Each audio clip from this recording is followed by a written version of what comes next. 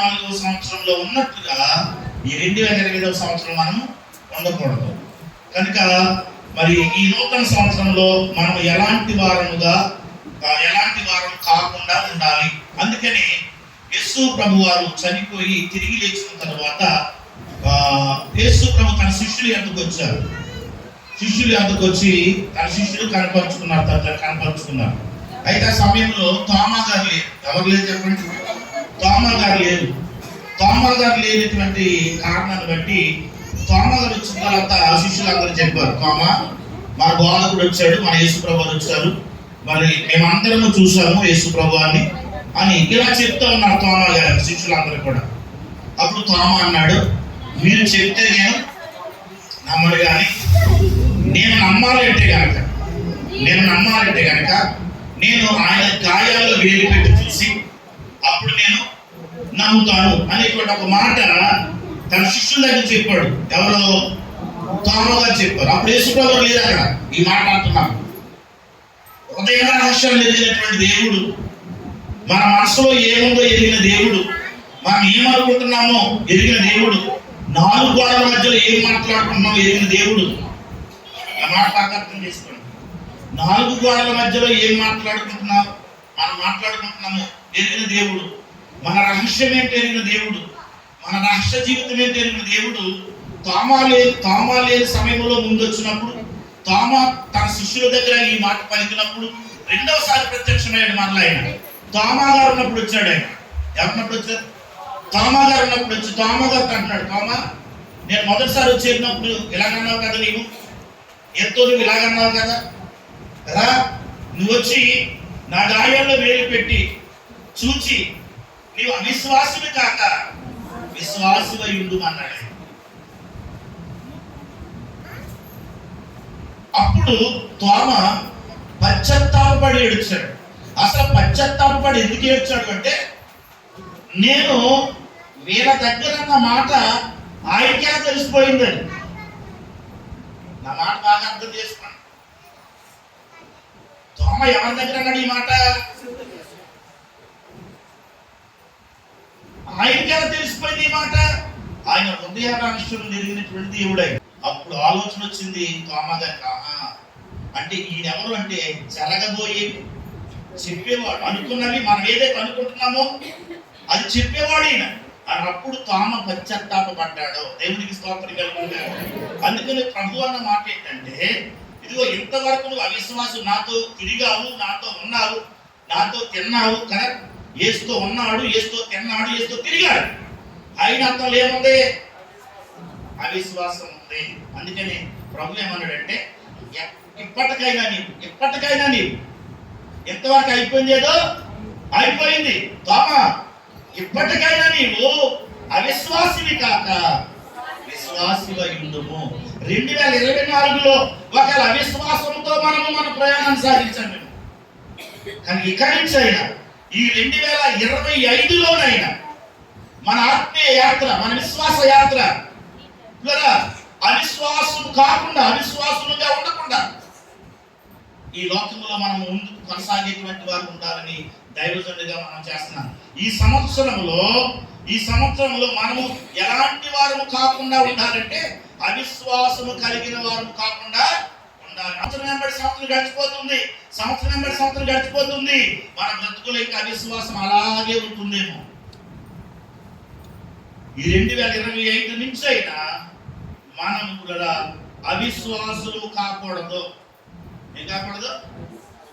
విశ్వాసము కలిగిన వారుగా ఉండాలి. అందుకని అబ్రాహాము గురించి రాయబడుతూ ఒక మాట ఈ విధంగా తెలియజేయబడుతుంది. రోమాపత్రిక 4వ అధ్యాయము,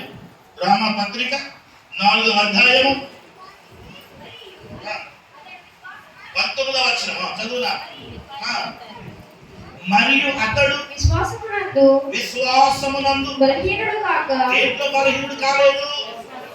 ఒకవేళ శరీర సంబంధంగా బలహీనుడయ్యాడేమో, అమ్మా నా మాట వినాలి, శరీర సంబంధంగా బలహీనుడయ్యాడేమో, ఒకవేళ మరొక విధంగా బలహీనుడయ్యాడేమో, కానీ విశ్వాస విషయంలో మాత్రం ఏమవ్వలేదు, బలహీనుడు కాలేదు.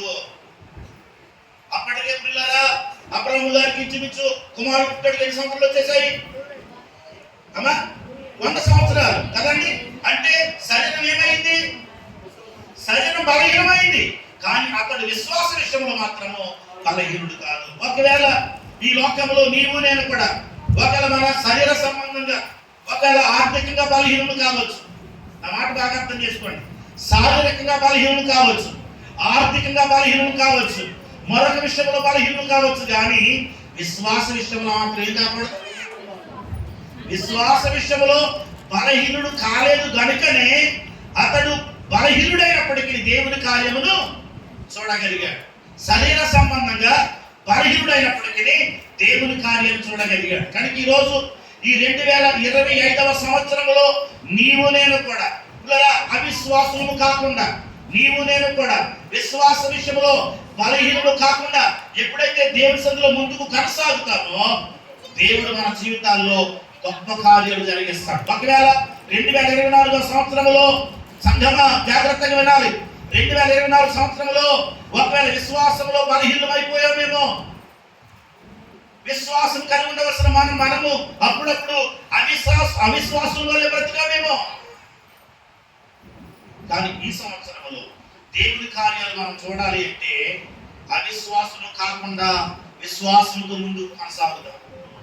విశ్వాసంలో బలహీనము కాకుండా విశ్వాసంలో బలవంతులుగా ముందుకు కొనసాగుదాం.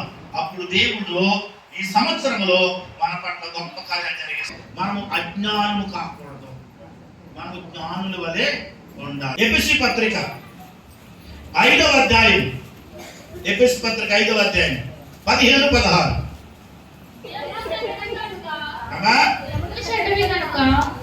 దినములు చెడ్డవి గనుక మీరు సమయమును పోనీయక సద్వినియోగము చేసుకొనుచు అజ్ఞానుల వలె కాక జ్ఞానుల వలె నడుచుకొనున్నట్లు జాగ్రత్తగా చూచుకొనుడి. పుల్లరా, మనం అజ్ఞానము కాకూడదు. చెప్పండి, ఏం కాకూడదు? మనం ఎవరము?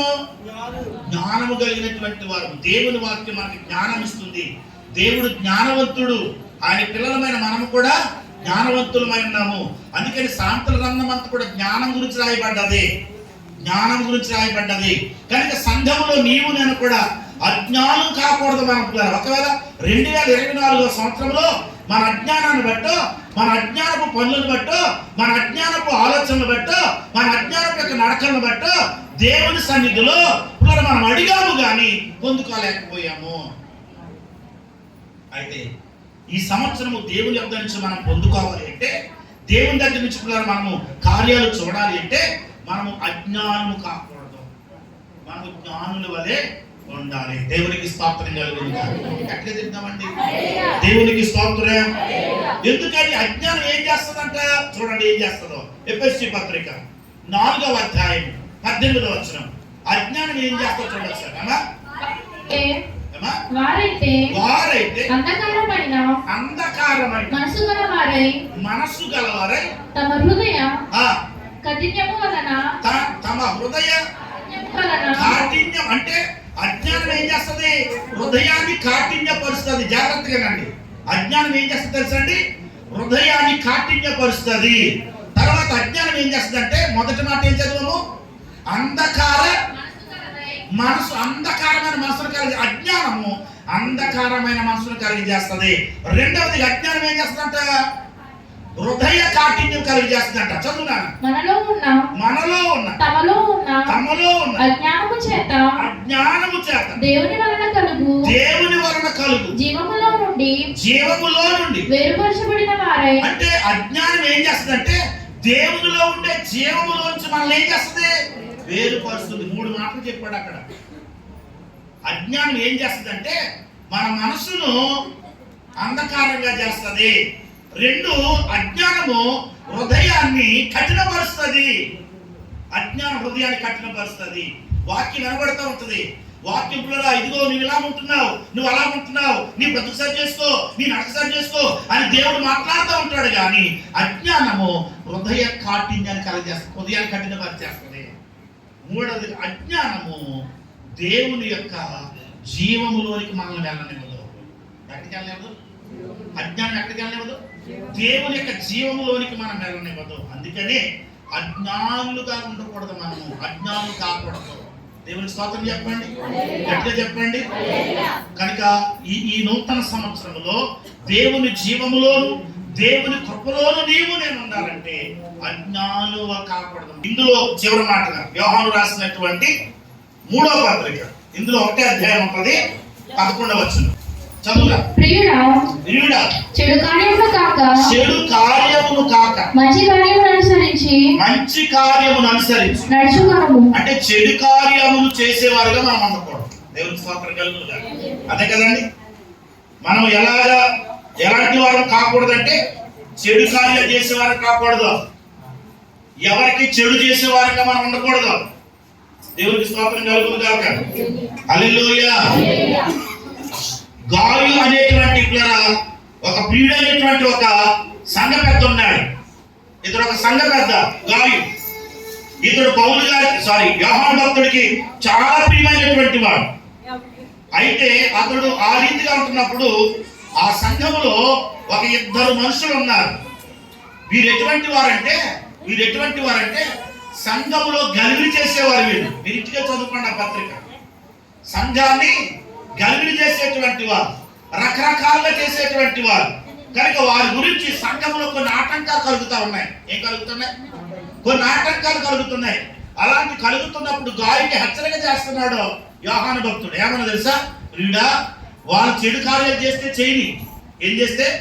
వాళ్ళు చెడు కార్యాలు చేస్తే చేయని. నీవు మాత్రం ఏం చేస్తే తెలుసా? చెడు కార్యాల జోలికి వెళ్ళొద్దు. వాళ్ళు చెడు చేశారు కదా, నువ్వు చెడు చెయ్యొద్దు. ప్రియుడా, చెడు కార్యము కాక నువ్వు మంచి కార్యాలు చేయమని చెప్తున్నాడు గాయకి. ఎవరో? యోహాను భక్తుడు. అందులో కొంతమంది ఉన్నారు చెడు చేసేటువంటి వారు. దేవుని పిల్లలుగా మనకి ఎవరు చెడు చేసినా మనం అది చెడు చేయకూడదండి. దేవునికి స్తోత్రం కలుగుతుంది.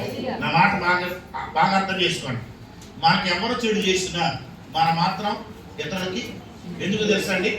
మన పక్షమున ఏమండి పనిచేసేవాడు దేవుడు. నీకెవరైనా చెడు చేయాలనుకున్నారనుకో, దేవునికి అప్పగించు. ఎవరికి? దేవునికి అప్పగించు. ప్రభువా, పలానోళ్ళు నా పట్ల ఇలాంటి చెడు చేస్తారు, నువ్వు చూసుకుని ఆయన అని వదిలే. తగిన సమయంలో దేవుడే వారికి ఎలా బుద్ధి చెప్పాలో, ఏమండి వారిని ఎలాగా దేవుడు గద్దించాలో, ఎలా సరిచేయాలో దేవుడే చూసుకుంటాడు. అలా కాదని నువ్వే దిగిపోయావనుకో రంగంలోకి,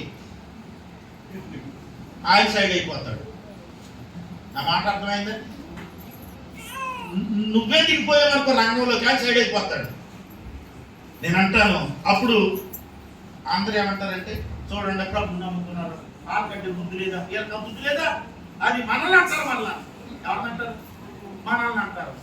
అలాగే మనం అనిపించుకంటే ఆయన వదిలేసామనుకో, ఆయన దిగాడనుకో, ఆయన చూసుకుంటాడు. దేవునికి స్తోత్రం కలుగుతుంది. ఇంకా ఆయన అంటకి ఎవరో సరిపోదు. దేవునికి స్తోత్రం కలుగుతుంది. నిన్ను నన్ను అనొచ్చేమో కానీ ఆయన అంటకి ఎవరో సరిపోదు. దేవునికి స్తోత్రం కలుగుతుంది. అందుకనే ప్రియుడా, చెడు కార్యమును కాక మంచి కార్యం. అందుకని ఈ 2025 సంవత్సరంలో ప్రియమైన వాళ్ళరా, 2024లో వాళ్ళకి వీళ్ళకి చెడు తలపెట్టేటువంటి వారు ఉన్నాం మేము. లేకపోతే ఎవరికైనా మన మాటల ద్వారా కానీ లేకపోతే మన ప్రవర్తన ద్వారా కానీ చెడు కలిగించేవారు ఉన్నాం మేము. కానీ 2025లో చెడు కార్యములు చేసేవారు కాకూడదు. దేవునికి స్తోత్రం కలుగుతుంది. దేవునికి స్తోత్రం. కనుక సంగమ మరి సమయంలో ప్రియుడా, చెడు కార్యములు కాక చెడు కార్యములు చేసేవారు కాకూడదు. మంచి కార్యాలు దేవుని కొరకు చేయాలి. కనుక ఈ విధముగా దేవుని వాక్యం సెలవిస్తుంది.